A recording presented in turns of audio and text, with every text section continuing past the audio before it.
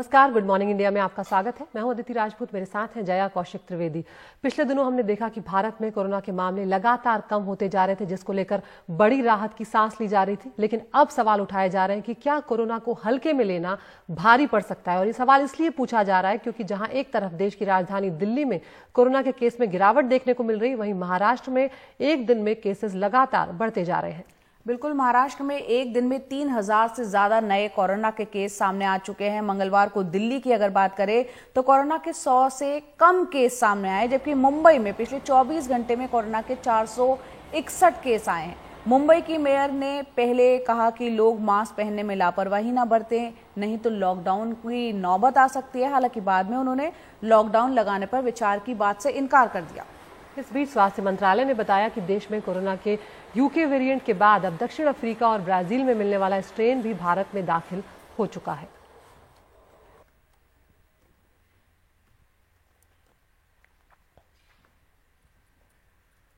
We are reporting to you today that the South African variant as well as Brazilian variant has entered in some form into our country through travelers.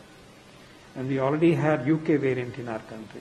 Hopefully, these variants will not cause catastrophic situation in the country. Hopefully.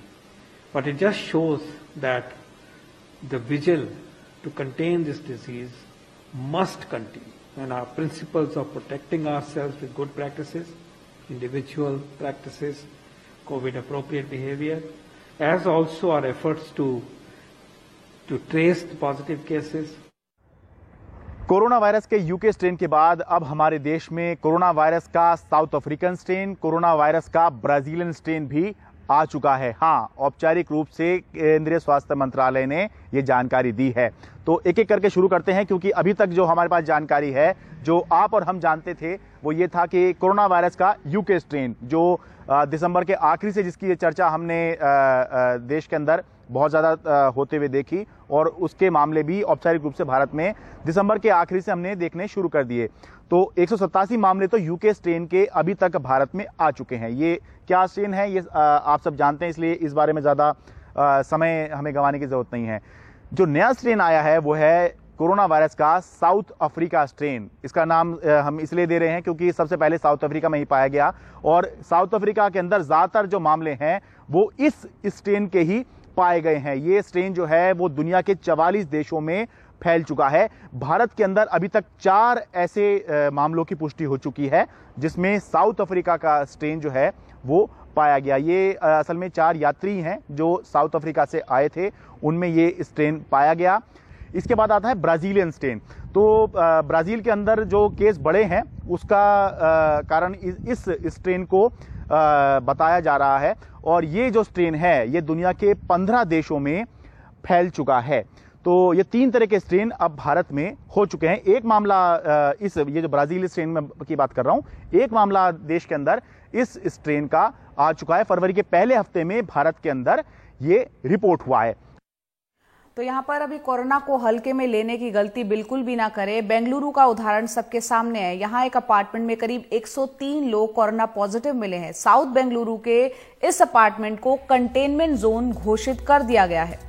ऐसा बताया जा रहा है कि 6 फरवरी को यहाँ पर एक पार्टी हुई थी और 10 फरवरी को पहला कोरोना का केस सामने आया था, और उसके बाद एक एक करके 103 लोग अब तक कोरोना पॉजिटिव हो चुके हैं। फिलहाल कॉम्प्लेक्स को सैनिटाइज कर दिया गया है, लेकिन उसे कंटेनमेंट जोन भी घोषित कर दिया गया है ताकि वहां से आने जाने पर पाबंदी रहे।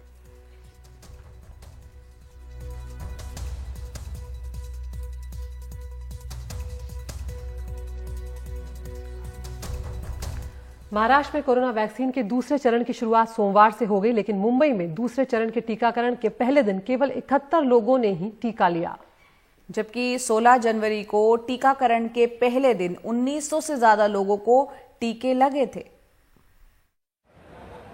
सोमवार से मुंबई सहित महाराष्ट्र में कोविड वैक्सीन के दूसरे चरण की शुरुआत की गई। देश भर में 16 जनवरी से टीकाकरण अभियान शुरू किया गया, और जिन लोगों को पहला वैक्सीन लिए 4 हफ्ते पूरे हुए, उन्हें अब दूसरा वैक्सीन दिया जा रहा है। पहले चरण की टीकाकरण के पहले दिन जहां मुंबई में 1926 लोगों को वैक्सीन दिया गया था, तो वहीं सोमवार को वैक्सीन का दूसरा डोज केवल 71 लोगों ने लिया। सायन अस्पताल में बतौर एसोसिएट प्रोफेसर काम करने वाली मनीषा श्रीवास्तव ने 16 जनवरी को पहला टीका लगाया था और 4 हफ्ते बाद उन्हें 15 फरवरी को दूसरा टीका लगाया जाना था, लेकिन उन्हें टीका लेने के लिए किसी ने संपर्क नहीं किया, जिसके वजह से उन्हें अब तक दूसरा टीका नहीं लग पाया है। मैं इच्छुक थी सेकेंड डोज लेने के लिए, बट कुछ SMS आया ही नहीं, तो इंटीमेशन नहीं आया। हालांकि पता था कि शुरू हो गया है, पर इंटीमेशन नहीं आया और SMS नहीं आया, जो कि फर्स्ट डोज में आया था, तो एक्सपेक्टेड था कि वो आए, तो इस चक्कर में थोड़ा सा रह गया। मुंबई में वैक्सीन के दूसरे डोज लेने वालों की संख्या में आई कमी के लिए सायन अस्पताल के कम्युनिटी मेडिसिन की हेड सीमा बंसोड़ कोविड पोर्टल में तकनीकी गड़बड़ी को जिम्मेदार बता रही हैं। उनके अनुसार 2 दिनों में आंकड़ों में सुधार देखने मिलेगा। मैं आज वैक्सीनेशन सेंटर में गई थी सुपरविजन के लिए, तभी मुझे ऐसे समझा था कि कोई बेनिफिशरीज वहाँ पे आए थे, लेकिन उनका नाम पोर्टल पे नहीं दिख रहा था, इसके लिए उनको वैक्सीन नहीं दिया गया।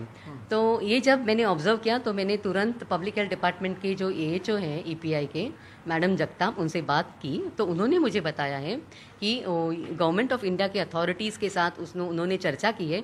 उन्होंने बताया है कि पोर्टल के ऊपर जब तक लोगों का नाम अपलोड नहीं किया जा सकता, तब तक हम ये लोगों को वैक्सीन नहीं देंगे और उसके लिए 2 या 3 दिन लग सकते हैं। तो 2-3 दिन के बाद उनका नाम जब पोर्टल पे आ जाएगा तब सब बेनिफिशरीज आके वैक्सीन ले सकते हैं। इस बीच अब वैक्सीन की प्रक्रिया में तेजी लाने के लिए BMC की ओर से 20 प्राइवेट अस्पतालों का चयन किया गया है, जो अपने कर्मचारियों को वैक्सीन दे सकेंगे।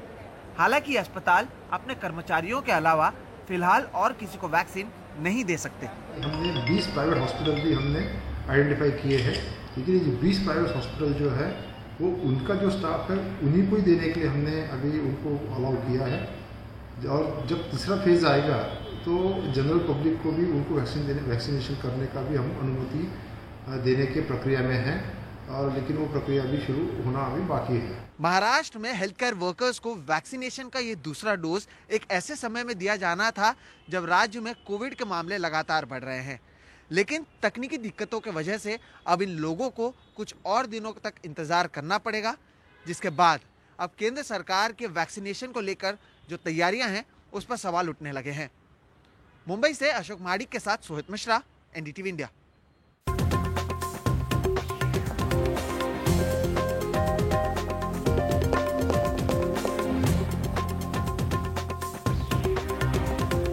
और गुड मॉर्निंग इंडिया में अब वक्त हो चला है टॉप न्यूज का। NDTV इंडिया आप YouTube पर भी देख सकते हैं। रोज हम आपको एक पोल दिखाते हैं जिसमें 5 खबरें दिखा सकते हैं, जिसमें से आप अपनी पसंद की खबर चुन सकते हैं। तो आज टॉप न्यूज में पहली खबर है किसान आंदोलन से जुड़ी हुई, जहां पर इस मुद्दे पर बीजेपी की हाई प्रोफाइल बैठक हुई है, जिसमें JP नड्डा और अमित शाह जैसे नेता भी मौजूद थे। दूसरी खबर है पुडुचेरी से। अचानक वहां की LG पद से क्यों हटाई गई किरण बेदी, ये एक सवालिया निशान खड़ा हो रहा है। तीसरी खबर है मध्य प्रदेश से, जहां पर वैक्सीनेशन में बड़ी हेराफेरी हुई है। जिन लोगों को वैक्सीन लगवाना है, लाखों लोगों का नंबर एक ही मिला है और पता भी फर्जी पाया गया है। और चौथी खबर है बेंगलुरु से, जहां पार्टी के बाद अपार्टमेंट में एक ही अपार्टमेंट से 103 लोग कोरोना संक्रमित पाए गए। और पेट्रोल डीजल के दामों में आग लगी हुई है, हम सब जानते हैं। और अब राजस्थान के श्री गंगानगर में पेट्रोल 100 रुपए के पार हो गया है। तो फिलहाल हमारे साथ इतना ही। नमस्कार।